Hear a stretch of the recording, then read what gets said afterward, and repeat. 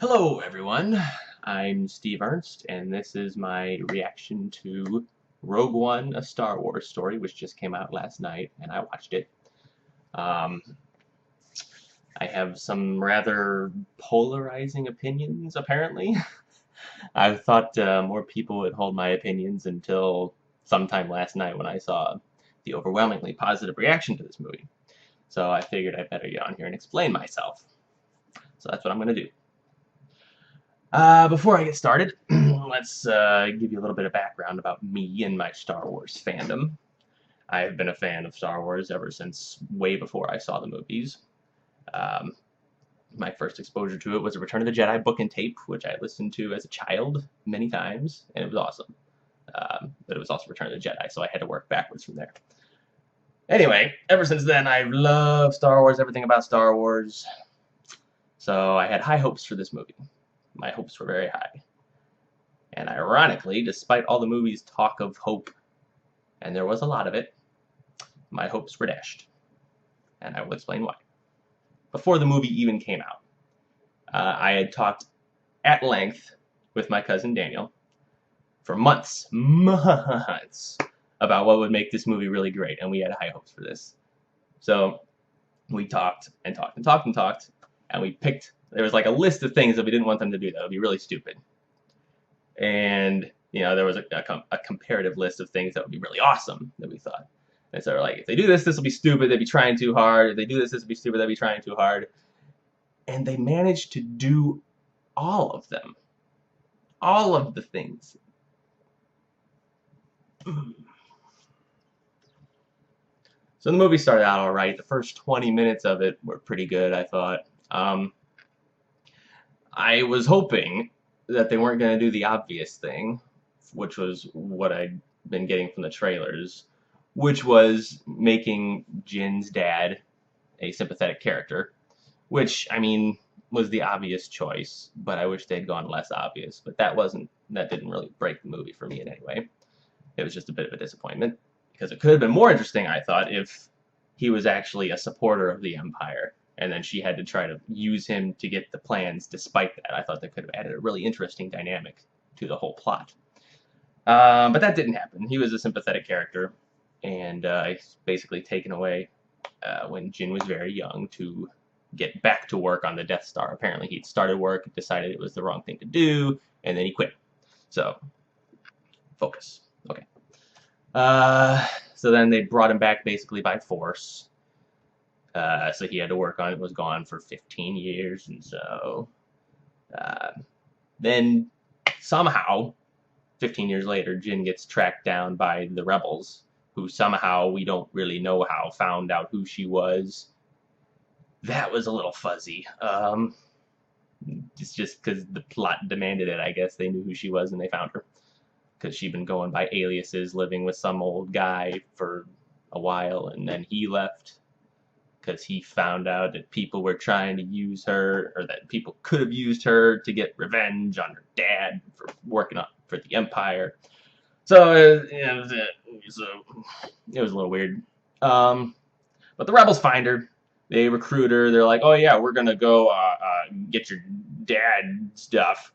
And we need the help of this guy that you used to live with, who used to take care of you after your dad got taken. So, and it turns out that apparently they got wind of a guy, an Imperial pilot who defected. Or he was defecting. He was in the process of it, and he was bringing a message from Jin's dad. And so that was a thing. So yeah, he ends up getting captured by the guy who took care of Jin all those years ago, but then abandoned her, seemingly. So he gets captured by them, but the guy's now paranoid about everything, and he's a little crazy. So he thinks that the guy is like trying to trap him or trick him, and so he doesn't believe him that he was sent from Jin's dad. But the guy's like, no, I've got this hologram disc here that's got a message from Jin's dad. And the old guy's like, I don't believe you. I think you're lying. And so he takes him to this room. Instead of just watching the data disk and seeing the message, they're like, oh, well, we'll find out if he's lying. We'll throw him in with this mind-reading squid monster with tentacles. that apparently makes you go insane after he reads your mind. It's like, what movie did I wander into? So that was a little odd and very out of place. Uh, so yeah, but then after that, apparently, the old guy ends up reading, or watching the message anyway. Because when Jin finally shows up, then he plays it for her. So I don't even understand what the point of the squid mind reading squid monster was. Okay, I'm getting off track. So Jin goes with this guy who was actually pretty cool. I forgot to mention this guy. This guy was one of the first characters we're introduced to. He's I can't remember his name, but he was pretty cool. He's like he works for the Rebel Alliance. He's kind of an assassin type guy. Does like Black Ops things, and so we were introduced to him. And he's got this contact guy who he's meeting up with, who tells them about the pilot who's defecting, and so then he almost gives them away to the stormtroopers. And so after they take care of the stormtroopers, the guy starts to panic, and so the rebel assassin guy, just shoots him in the back, which was kind of cool. That was an interesting character moment. I like that. So yeah, then Jin goes with him to the planet with the old guy who used to take care of her, and so they run into Donnie Yen and his friend. Donnie Yen was pretty cool. He's blind and he's got like a quarterstaff and he still beats the crap out of people, which is cool. But I guess the idea is that he's in tune with the Force. He's definitely trying to be in tune with the Force throughout the movie, and I guess that's why he can beat the crap out of people even though he's blind. It was kind of weird in that he was confidently beating the crap out of people, but throughout the whole movie, he's basically trying to convince himself that he can beat the crap out of people. He's like, I am one with the Force and the Force is with me. I am one with the Force and the Force is with me. You'll hear that a lot if you watch this movie. But yeah, overall, he was cool, and I enjoyed him.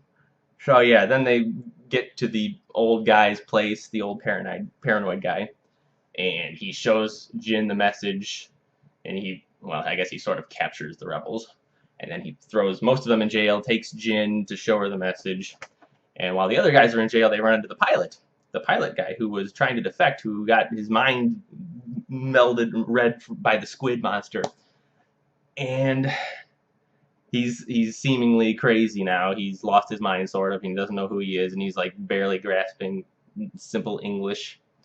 But like 5 minutes later, he's okay. Apparently, losing your mind isn't a bad thing after 15 minutes or so. So that was weird. I thought it was going to be kind of dark in that the poor guy was trying to defect and then he lost his mind. But he's fine. He's fine. He recovered. He got better. So Jin's in there with the old guy. She's watching the message. And this is where they did the one thing that I didn't want them to do. The one big thing that I didn't want them to do. So Jin watches the hologram. And it's her dad. And he's like, oh, I've worked on this. I've been a good worker. They have no idea. And I have done it. I've designed a fatal flaw in the Death Star. And my reaction in the theater as this scene played out was as follows.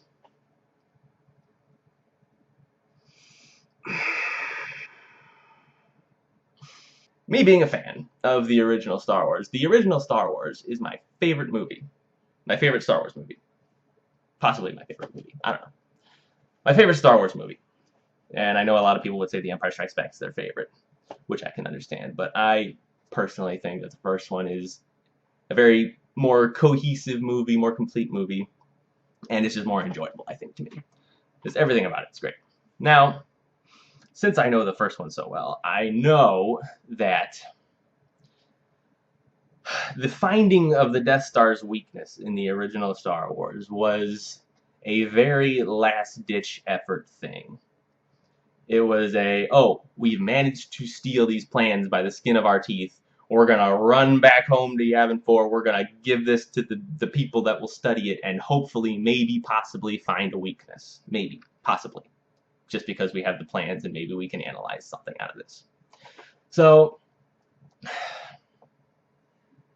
Princess Leia even says when after they've escaped the Death Star, they're on their way home, and she says, I only hope that when the information is analyzed, a weakness can be found. Those are her exact words. So they don't know if there's a weakness. There might not be a weakness. This is just their last ditch opportunity to maybe survive at all. So when this Rogue One movie comes along and it tries to be like, oh, see, look how important this is. This is even more important than what you thought it was going to be, because this is the guy. He deliberately sabotaged the Imperial death weapon and told everybody that it had a weakness that he built into it. It's totally not cool. It's trying way too hard to be like, look, see all this importance when it didn't need to be like that. I would have been happy if it was like, I've used this comparison before, but if it was like Saving Private Ryan in Star Wars, you know, where it's got like this group of Black Ops commandos. This is what I was originally hoping when I heard the pitch for this movie, was Black Ops commandos gotta sneak in and steal the plans, and it's kind of almost a heist movie operation where, you know, like an army heist sort of thing, where they gotta sneak in, get the plans somehow, and then get them beamed to the people that, you know, can do something about it. But it wasn't like that. It tried to be too epic in many ways, but we'll get to that later. So this revelation is dropped upon us like a big atom bomb. And after we get that, then the Death Star comes along and tests the laser, which when I first heard that they were going to have the testing of the Death Star laser in this movie, I was like, are you serious? Because in A New Hope, they blew up Alderaan, and that was the test. But no, I'm okay. That's okay, because that was just a test of the full power of the battle station. So I'm okay with them testing it not at full power, which they were careful to do. So I appreciate that. So they test it. They blow up the entire city, which this is big old explosion that kills the entire place. And so the old guy dies, but all of our main characters get out alive, including Mr. Insane Guy, who is fine, as I've mentioned. So they get out. They got to go to the place where Jin's dad is working, because under the pretense of extracting him, but the rebel assassin guy, his actual secret mission is to assassinate him. Because reasons, I guess. I don't really know why. I guess because he helped the Empire build it, but it's already built, so I don't know the point of assassinating him at this point, so, okay, whatever. So, drama. And so he goes out to scout around after they land at the place, or near the place where Jin's dad is. So he goes out with the Imperial pilot guy who's been there before, and he knows the area. So he's up there and he's about to snipe, but he doesn't snipe because I guess he likes Jin. And so Jin follows him out because she suspects he's up to something. And so she goes to the platform where her dad's on. I don't even know how she gets there, because she's on like the end. You see the Imperial platform's like over here, and it's got like this it's like on a cliff. There's like a huge crater. And so Jin's on the other side of it looking across, and there's the factory or whatever. And there's like this ladder / elevator shaft that goes down the side of the mountain. And so she's on this one side looking at it, and the next time we see her, she's climbing up the thing. And this is like a really, really deep hole, a really deep crater where they mine stuff. They mine Kyber crystals for it to power the Death Star. And I have no idea. I have no idea how she got there. It doesn't really make a whole lot of sense, but she was there, and she was climbing up. So she gets to her dad, and you know and then the big mean guy in white, the Imperial guy in white, shows up, like, because they heard that a message got off. The Death Star plans have, or a message about the plans have left, and someone's trying to do something to undermine their operations there. So they suspect something. They suspect Jin's dad. because he's in charge of the place down there. And so they're about to kill everybody there, and he's like, "No, I did it, leave them alone." So they kill everybody else, and then they're about to kill him, I guess. I don't know why they didn't just kill him. But then the rebels come in, the rebel reinforcements come in their X-Wings, and they're shooting stuff, and everything blows up, and somehow Jin's dad dies because of explosion near him. Which explosions near people have varying degrees of effect in this movie. Sometimes they kill people, sometimes they just knock them down, and I noticed that. That's a little nitpick. But, so yeah, Jin's dad dies, gets blown up by a proton torpedo, and he has his last dying words. He's like, "I have so much to tell you," and he dies. Which I'm okay with. That was kind of, I don't know, fun, interesting, whatever. So then they go off, and then they try to convince the rebel people, oh, he's really a good guy. He did this on purpose. He was a nice man. They're not really convinced. So our group of heroes decide to go off and get the plans themselves, sneak in and get the plans. So they have this Imperial shuttle that they use to fly into the Imperial place where they keep the plans for the Death Star. And they sneak in through. Apparently, the whole planet is surrounded by this shield, and there's like a shield gate where they have to get through, where they funnel the air traffic through. So they have to sneak in through that, and they land, and they get out there, and they have like this group of people that agree with Jin that are like, okay, let's get these plans, but it's not sanctioned by the rebels. So they all show up on the planet. And they have this elaborate plan to get in and stuff. The rebels finally figure out, oh, there's people that are gone, even though they took off. Oh, here's another thing. When they took off in their stolen Imperial ship from the rebel base, you know, they were unsanctioned. It wasn't supposed to happen. It was just a bunch of people that decided to do their own thing. And so they're trying to take off, and then the pilot, who formerly of the Insane Mind, the pilot's like, oh, we're taking off, and the air traffic's like, oh, what's your call sign? And he's like, Rogue One, which was just a way to shoehorn the movie's title in there. And then eventually the rebels find out that, you know, they're gone, even though they should have known that they were gone when they took off without authorization. And so the rebels eventually follow them and show up, and there's this big old space battle with X-Wings and TIE fighters, and it looks great. It does. The visual effects are good. Enjoyable action scenes. Shooting is good. The air battles are cool. So yeah, as they're all fighting on the ground, you know, trying to support Jin and the other assassin rebel guy, to go find the plans, there's other people taking care of the troops on the ground. So the battle's going badly. Donnie Yen dies, and, well, he gets blown up, I guess. It was another one of those explosions that kill people, which shouldn't be confused with the ones that don't kill people, which is the one that blows up right next to Jin at one point, a few minutes later. So Donnie Yen dies, his friend dies, rebel pilot guy eventually dies, and so it's just Jin and assassin guy left. And so they have a big showdown with the guy in white who's trying to be the main antagonist of the movie, but he's just okay. Yeah, so that guy gets shot, and then they barely send off the plans. They have to get it through the shield. They have to shut down the shield. It's a big thing.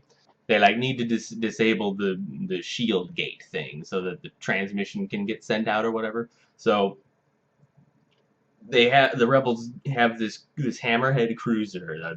The discount Admiral Akbar is like, we get a hammerhead cruiser and we'll fix this. So they drive the hammerhead cruiser into the side of a Star Destroyer to steer it into another Star Destroyer, which then all of it crashes into the shield gate and disables it. Now, the main problem with this idea is the Hammerhead cruiser is like this big, and the Star Destroyer is like this big. So when this big goes up against this big, you wouldn't think that this big would have the power to shove this big into another this big. And it did not make sense. So they finally do that, and they beam the plans from the planet to one of the rebel ships eventually. So, but then they can't get off the planet. The Death Star comes up, and it destroys the entire place, and everybody dies. But it's like not exactly on the city when it goes off, so everybody in the city is like watching this huge explosion come to them, and they're like, well, we survived the mission, but we're gonna die. So I kind of liked that, but that's not exactly how I was hoping it would happen. I mean, it's a good concept as it is, but I was hoping that, and I'd said this to multiple people over the last several months, I was hoping when I found out that Darth Vader was going to be in this movie, I was like, oh, what needs to happen here is Darth Vader needs to not be in the movie at all, really. He just needs to kind of be maybe mentioned once or twice, but then at the end of the movie, he's got to show up, and he's just got to lay waste to every character that's on the ground trying to do this operation. If Darth Vader does that, that adds so much gravity to the situation. It makes Darth Vader more awesome than possibly ever, maybe. And it shows that he's not a chump. He's right on the heels of Princess Leia for the original Star Wars. It just works that way, I think. And they sort of did that at one point. But let me talk about Darth Vader first. Darth Vader. When Darth Vader is first introduced in this movie, he's naked in the bathtub. Essentially. I guess it was some sort of back-to-bath, which, whatever. But then he comes out, and he talks to the Imperial guy in white, who's our main antagonist person, and he becomes... They gave him a James Bond one-liner. The guy's in danger of losing his job, and he's like, so, am I still in charge then?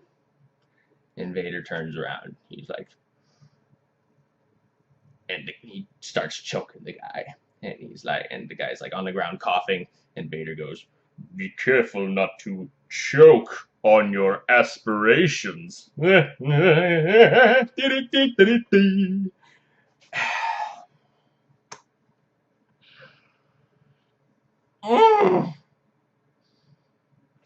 Vader doesn't need one-liners. He just doesn't.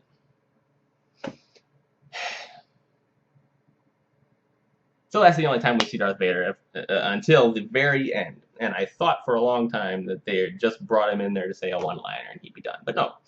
He comes back at the end of the movie after the plans have been beamed up to the rebel ship. And so the rebels are like trying to... The rebel troopers, like you would see in A New Hope, at the very beginning of A New Hope, they got the plans and they're trying to run through their ship into the Corellian Corvette to get away, because their ship's like getting boarded and blowing up and stuff. And then Vader comes in, totally kills everybody, except just like they barely stick the plans through this half-open door to another rebel trooper, and who runs away, and Vader comes and kills everybody with his lightsabers, choking people, throwing them to the roof and slashing them with his lightsaber, and that was awesome. I'm not gonna lie, that was my favorite part of the movie. But it was too little too late. Too little too late for me. But it was awesome. I'm not going to take away from the awesomeness of that scene. But that's what it should have been. That's what it should have been, except with not scrubs, not rebel scrubs. This should have been the main character peoples. How awesome would that have been if Darth Vader just comes in to these characters that we've been getting to know over the course of this movie and just destroys them. And as he's going through cutting people down. They're trying to hold him off while Jin and maybe the other guy are in there trying to desperately transmit the stuff really quickly before, no, Darth Vader's coming, oh my gosh. And then he eventually bursts into the room, but it's too late, and then he like chokes the guy and throws him to the side, and maybe comes up to Jin, and she's like, it's too late, the plans are out now. And then he has to like just kill her because there's nothing else to do. He was just barely this far behind it, but so that's what I've been hoping for the last 6 months or so. And so he doesn't, he's not in time. He sees the Corellian Corvette flying away, and then we are treated to a scene of CGI Princess Leia, who says, well, the rebel troop hands her the plans or whatever, and he's like, what even is this or whatever? And she's like, it's hope. And I haven't even mentioned all the times they say hope in this movie. It's a lot. It's a lot of times. And that was another one of the things that I was really hoping, no pun intended, that they wouldn't do, which would be to pound that into the dust. Because a lot of this movie is fan servicey, I guess. It feels like a fan servicey fan film. Because let's get into the cameos. The cameos, Grand Moff Tarkin, number one. He's more than a cameo. He's got a bigger part than perhaps he should have. It's kind of dramatic when they reveal him because he's like looking out a window and you kind of see his reflection. And his voice actually sounded really good. I was impressed. This guy sounded a lot like him. I don't know how they did it. But then he turns around and I was like, whoa, this really looks like Grand Moff Tarkin. This is cool. And then he started talking, and that didn't quite entirely work for me. It's the CG thing where their mouths move slightly too much. And I don't know, that's how I see it anyway, but that was a bit distracting. I actually found myself not being able to pay attention to the dialogue that he was speaking because I was distracted by the movements of his mouth. So there was him, there was Grand Moff Tarkin, there was, of all people, the guy from the Mos Eisley Cantina who threatens Luke, who's like, I don't like you either. He shows up. He gets a cameo too. Pretty much everyone in A New Hope gets a cameo in this movie.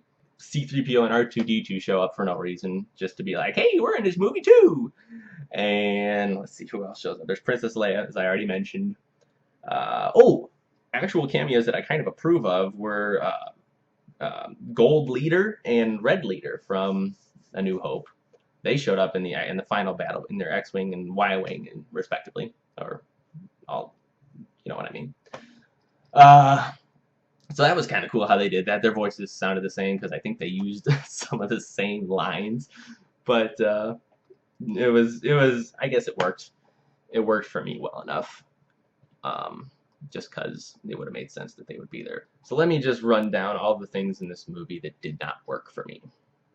The things that did not work for me in this movie was, first and foremost and mainly, was Jin's dad deliberately engineering this flaw into the Death Star. It's terrible, terrible choice in my opinion. Terrible. And not just as a personal opinion of mine, but also in respect to the first Star Wars movie. It's just a bad idea. Another thing that didn't work for me was pointless, needless cameos that didn't need to be there. The constant, almost constant, beating into the ground of the idea of hope, hope, hope. Rebellions are built on hope. That was the first line that had hope, and I was okay with that. But then they kept doing it. It's like, we need hope, hope. We got hope. Here's some hope. There's some hope over there. Is there hope here too? I've got some hope. And it would be like if in the first Star Wars movie, they were like, well, we beat the Death Star. Sure hope the Empire doesn't strike back. That'd be a shame if they struck back. I hope nobody strikes us back because of this. It's trying way too hard to tie in to the movies that have come before. Okay, the squid mind reader monster didn't work for me. That should go without saying. Darth Vader didn't work for me until his awesome scene at the end. Also, awesome scene after the awesome scene at the end. He sees the Corellian Corvette fly away. Okay, it flies right out of the thick of this battle, and as we know from the original Star Wars, he's following closely in his Star Destroyer. Okay, and then when he gets on board and he's choking the captain, the captain's like, "We're on a diplomatic mission to Alderaan," and Vader's having none of that. But there's no point to that stupid lie that the captain is telling, and Leia says too. I'm a member of the Imperial Senate on a diplomatic mission to Alderaan. What would be the point of that if he literally saw them flying out of the battle? Why are they even in the fray in this movie? I don't know. It makes it's poor decision making. Those are the main ones. What does work for me in this movie? The first 20 minutes were pretty good, despite how I would have preferred it if Jin's dad had been on the side of the Empire and had turned out to not be a sympathetic character. I feel like that would have been more powerful in terms of Jin's character and how does she deal with this, because her dad is like a bad guy. So that would have been interesting. But despite that, the first 20 minutes were pretty good, pretty solid. Visual effects were awesome. They were great. The battles were good. The action, the firefights were pretty good. Everything was, in regards to that, was great. Vader's scene was awesome, as I've gone over. That was good. His first scene was dumb because of his James Bond one-liner. Yeah, those are about the three things that I liked in that movie. Oh, the acting. Acting was also pretty good. I didn't really have a problem with any of the characters. The main characters, I should say. That's it. Basically, I'm just disappointed more than anything else. I had really high hopes for this. I wanted a grounded, in the ground, in the trenches. This is like, a mission that maybe even isn't going to work, probably isn't going to work, but we have heard that maybe, that there's the plans for this mystery battle station weapon thing. They're over there. Send a small team of people in to get it, but just the execution was all off for me. I don't know. Maybe I'm the only one that feels that way, which sort of seems to be the case, other than my cousin Daniel, with whom I have discussed this in depth. And for 6 months, we've both been talking, as long as they don't do the thing where Jin's dad deliberately creates the design flaw in the Death Star, and as long as they don't, pound hope into the ground a million times, and as long as they don't try to make too many dumb, pointless callbacks to the old, to the old original movies, and they ended up doing all of the things that we had hoped that they wouldn't do. And it's hard to enjoy a movie when that happens. So yeah, that's it. I'm just disappointed. Could have been a lot better in my opinion, and they went all the wrong routes with pretty much all the things I didn't want them to do. Yeah. So that's it. There's always episode 8.